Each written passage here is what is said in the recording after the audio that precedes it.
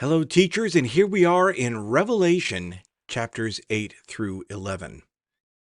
As you look through the activities, you'll notice that they are building to some events that are part of the opening of the seventh seal.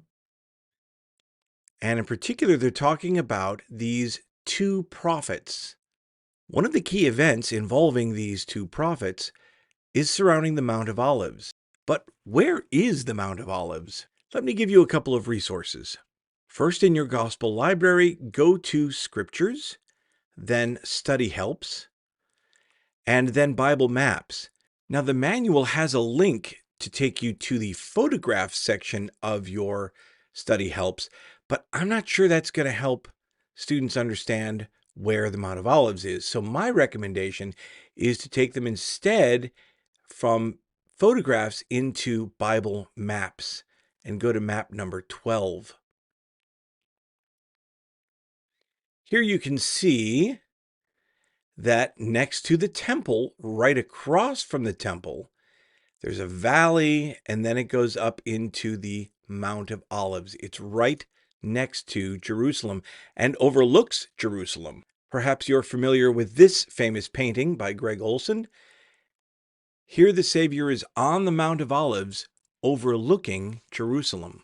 But one image that might be helpful for you in your class is from the Institute Manual. The Institute Manual for the section on Mark chapter 12 has this great painting by Al Rounds. It actually is from the opposite side of that other painting. Here the temple you can see is looking across the valley to the hills. These mountains right here, this is the Mount of Olives.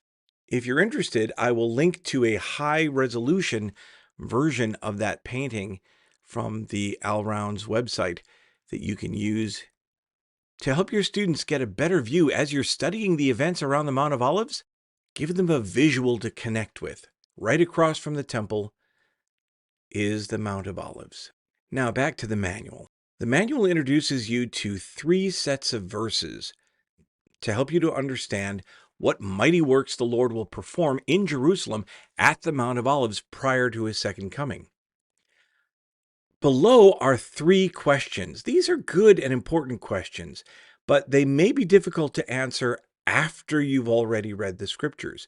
My recommendation is that you post these scriptures so that you can look at them and your students can look at them and think about them, reflect on them as they read each section of verses.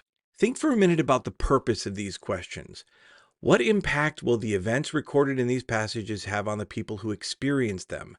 This is an opportunity for students to try to put themselves in the events that are happening and imagine what it would have been like. This question, what do these prophesied events help you to understand or feel about the Savior?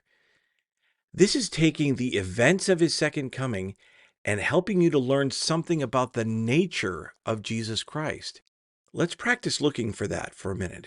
Let's look at the first reading. And after 3 days and a half, the Spirit of life from God entered into them. Prior to this, we learned that the prophets were slain in the city. And they, the prophets, stood upon their feet, and great fear fell upon them which saw them. And they heard a great voice from heaven saying unto them, Come up hither. And they ascended up to heaven in a cloud, and their enemies beheld them.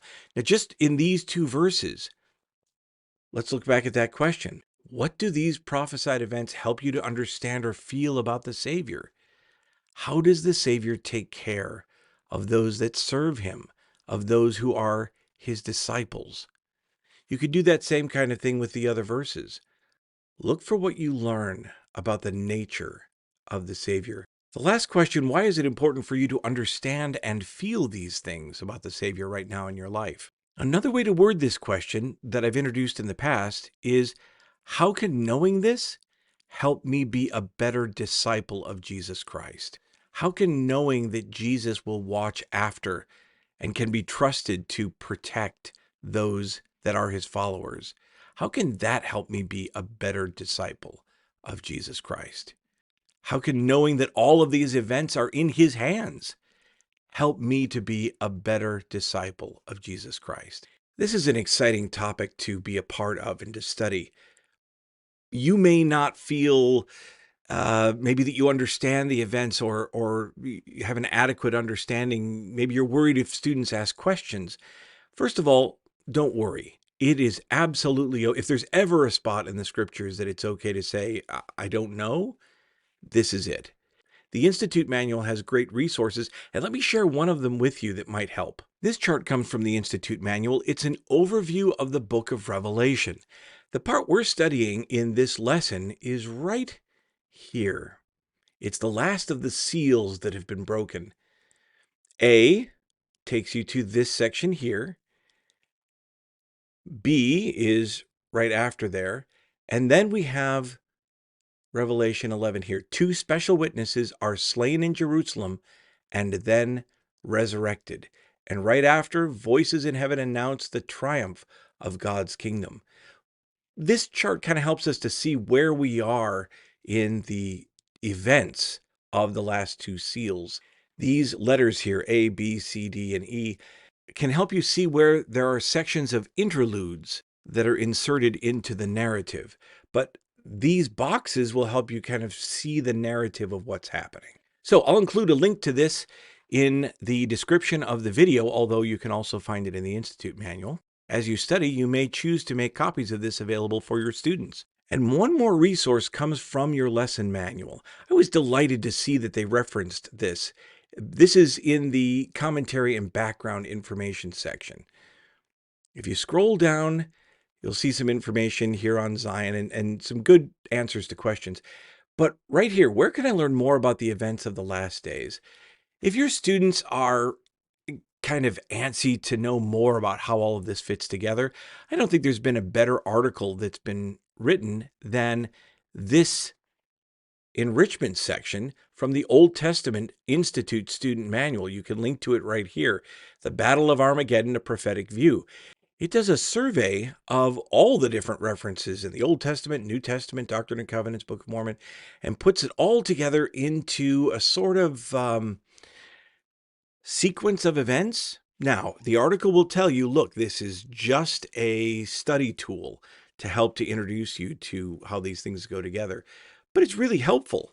So between the chart and this article, you or other students might find some great resources to kind of put together all of the events that Revelation is talking about. Have a great time as you study, and don't forget how important some of these questions are. Help bring these events back to Jesus Christ and how it can help our students be better disciples of Jesus Christ. So when they go to school, when they're out with friends, when they're at home, how can knowing these things help them to be more faithful, to be more focused on the Savior, and to better understand his nature? This is going to be a great lesson. You're going to love it.